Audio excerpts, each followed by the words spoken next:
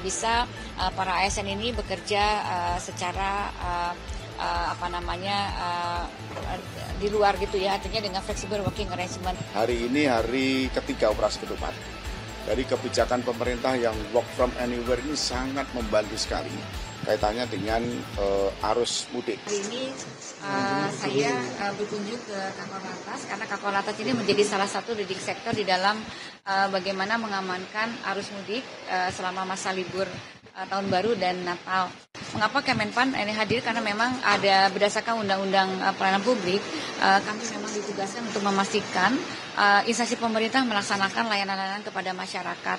Dan kami sudah mengeluarkan beberapa kebijakan, terutama pertama kami sudah menghimbau atau meminta kepada seluruh instansi pemerintah untuk tetap memberikan layanan kesehatan, layanan publik kepada masyarakat, terutama untuk layanan-layanan esensial. Jadi para ASN yang saat ini sedang melakukan layanan untuk terus tetap berdedikasi untuk melaksanakan layanan esensial, seperti misalnya layanan transportasi, kemudian layanan keamanan, layanan keselamatan dan transportasi, dan apalagi satu lagi macam-macam ya, ada kesehatan dan tadi keamanan dan kelancaran arus mudik tadi. Nah, untuk itu juga sebagaimana kemarin yang sudah diarahan daripada Pak Menko infrastruktur untuk memecah arus mudik ini, untuk para ASN juga kita sudah memberikan kebijakan untuk bisa para ASN ini bekerja secara di luar gitu ya, artinya dengan flexible working arrangement. Jadi sekarang banyak ASN yang bekerja dengan di tempat di mana mereka tinggal supaya mereka tentunya bisa memecah hal ini. Nah, saya ingin kembali kepada kenapa layanan publik menjadi penting, karena setiap instansi pemerintah dalam melakukan layanan publik ini tentu harus sigap, cepat dan terkoordinasi. Dan ini tentunya kami juga ingin memastikan terjadi tata kelola yang baik dalam koordinasi pelaksanaan kelancaran arus mudik ini. Dan tadi sudah saya sampaikan tadi di Kementerian Perhubungan juga sudah ada terkoordinasi dengan baik bagaimana pelaksanaan arus mudik, ada posko terpadu di sana, termasuk di dalamnya juga ada Kakor Lantas. Dan kami berharap nanti setiap instansi pemerintah yang melaksanakan layanan kepada masyarakat tentunya memperhatikan layanan-layanan untuk kaum rentan, termasuk di dalamnya adalah para lansia, perempuan, dan anak-anak. Mohon diperhatikan setiap tempat-tempat layanan untuk penumpang maupun tempat menunggu, rumah sakit, dan lain sebagainya untuk para instansi pemerintah memperhatikan kenyamanan bagi seluruh masyarakat yang akan melaksanakan mudik. Dan satu hal lagi, Bapak dan Ibu sekalian, apa yang sudah dilakukan oleh Kakor Lantas ini, termasuk juga dari Kementerian Perhubungan, mereka melakukan transformasi digital di dalam tata kelolanya. Jadi tadi mereka baik Kementerian Perhubungan maupun Kakor Lantas memanfaatkan integrasi data di dalam memastikan layanan terkait. Jadi layanan-layanan sudah dijadikan mereka saling terkoneksi sehingga tidak sulit lagi pada instansi pemerintah ketika akan mengambil keputusan dalam keadaan darurat misalnya seperti itu. Dan ini tentunya sudah sejalan dengan reformasi birokrasi yang sedang selalu kita dengungkan untuk melakukan transformasi digital, karena transformasi digital itu bukan hanya kebutuhan saja, tetapi bukan hanya keharusan saja, tapi menjadi kebutuhan di dalam melakukan kebijakan-kebijakan dari instansi pemerintah. Demikian. Bu, ya. Ibu dulu. Ya. Dari kebijakan work from anywhere sendiri sejauh ini ada kendala nggak sih Bu? Dan ada himbauan khusus nggak pada para ASN yang menjalankan mudik di area jalan tol? Jadi kalau dia kan begini, kita akan membolehkan flexible working arrangement, jadi bisa dia bekerja di mana saja. Karena namun demikian, kalau dia itu sekarang ada bertugas dengan WFA, maka tetap dia harus melaporkan kegiatannya, ada sistemnya begitu. Jadi instansi pemerintah di kantor kami itu ada sistemnya. Jadi bisa dilihat. Jadi para pimpinan itu harus memastikan bahwa itu ada target-target yang disampaikan. Tetapi misalnya kalau dia harus nyetir ya tidak perlu sambil bekerja kan, tidak ya, seperti itu. Makanya untuk yang esensial, layanan esensial tentunya dia harus berhubungan dengan masyarakat yang tadi, yang kesehatan, kemudian yang transportasi harus berhubungan dengan masyarakat, yaitu mungkin dia tidak bisa WFA, dia harus betul bekerja gitu ya, work from office seperti itu. Nah untuk ini, untuk orang-orang seperti ini tentunya mereka akan diberikan cutinya juga akan dipindahkan. Jadi yang cuti yang bersama ini mereka tidak dilakukan sekarang tapi bisa di lain hari gitu ya, bisa dilaksanakan. Nah anak-anak ini tentunya kita ingin memastikan, mohon para pejabat pembina kepegawaian memastikan bahwa yang flexible working arrangement yang sekarang bakal WFA ini betul-betul kinerjanya bisa tetap tercapai.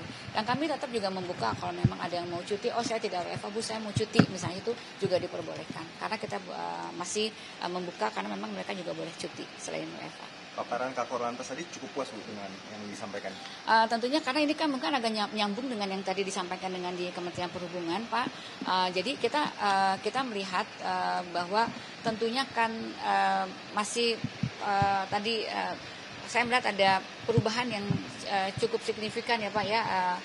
Saya kan melihat dampaknya ya Pak ya, Mas ya, nanti dampaknya terhadap tata kelola yang dibangun, dan tentunya nanti kita akan ada kalau memang kita bukan evaluasi, kita kan ada evaluasinya. Nah sekarang kita masih berjalan. Kalau menurut saya dengan nanti tadi masing-masing petugas tadi kan sudah di mana dia bekerja kan sudah bisa ketahuan begitu, dan nanti tentunya kita akan lihat bagaimana kinerja yang sudah dilakukan ini setelah pasca ini ya gitu. Mudah-mudahan sih bisa berjalan dengan baik, tidak ada kendala apapun. Ya. Jalur mudik kan sekarang terpantau masih cukup lengang ya. Walaupun sudah ada kebijakan WFA untuk para ASN, mungkin ada imbauan bagi para ASN yang sudah melaksanakan WFA untuk mudik lebih awal. Saya kira gini, memang kan kita itu kan kita sudah berikan keringanan ya untuk mereka bisa WFA, dan mohon mungkin barangkali para ASN juga lebih bijaksana untuk memilih yang terbaik ya ketika pulang dan lain sebagainya, untuk tidak menumpuk di hari terakhir. Dan kita juga berharap nanti mudah-mudahan nanti para ASN juga bisa menyesuaikanlah waktunya menyesuaikan waktunya lebih luasa lah begitu. Cukup panjang ini kan liburnya gitu. Kalau arus lalu lintas sendiri dari Pak Kakor, tadi apa aja yang dipaparin Pak Kakor ke Bu Menteri? Tadi rangkumannya boleh Baik, terima kasih. Pertama-tama saya sangat bangga sekali hari ini kami dikunjungi Bu Menteri yang langsung mengecek kesiapan Korlantas Polri dan stakeholder lainnya. Hari ini hari ketiga operasi ketupat. Dari kebijakan pemerintah yang work from anywhere ini sangat membantu sekali kaitannya dengan arus mudik. Jadi arus mudik ini diperkirakan akan terurai dari awal.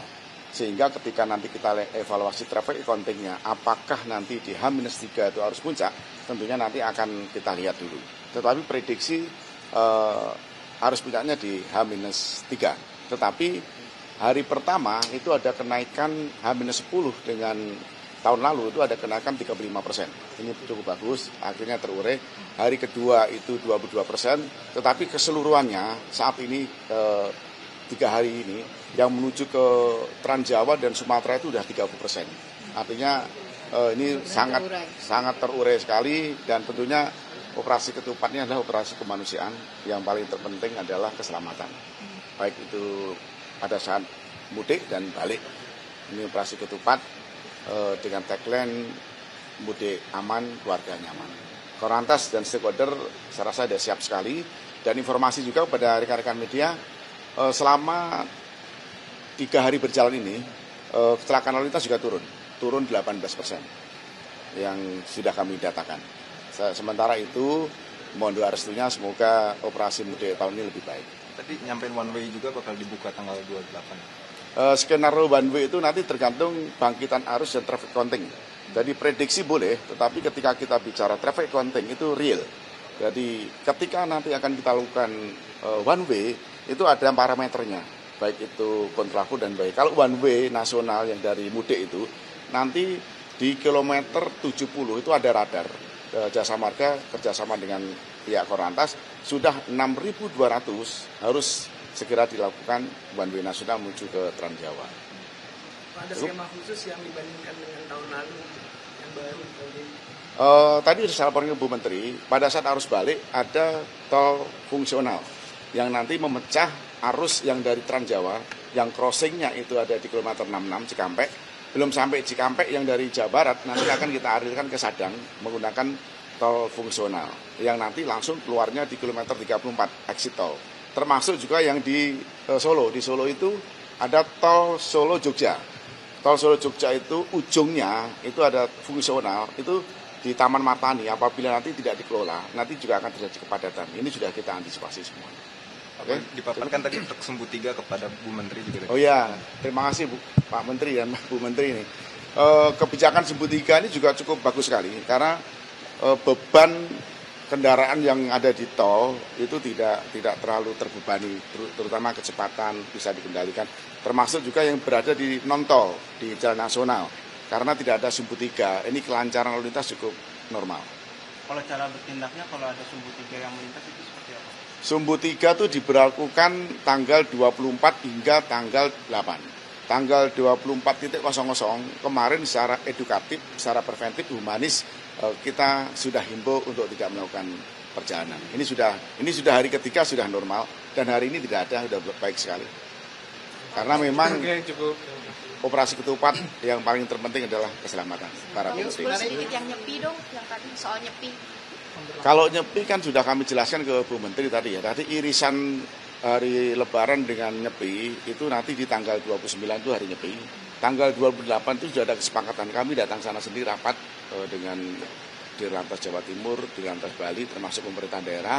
Jadi tanggal 28 jam 17.00 akses yang menuju ke Bali sudah ditutup, baik itu melalui udara, melalui darat. Tetapi distribusi yang akan keluar pun kita fasilitasi di Gilimanuk menuju Banyuwangi. Sampai pukul?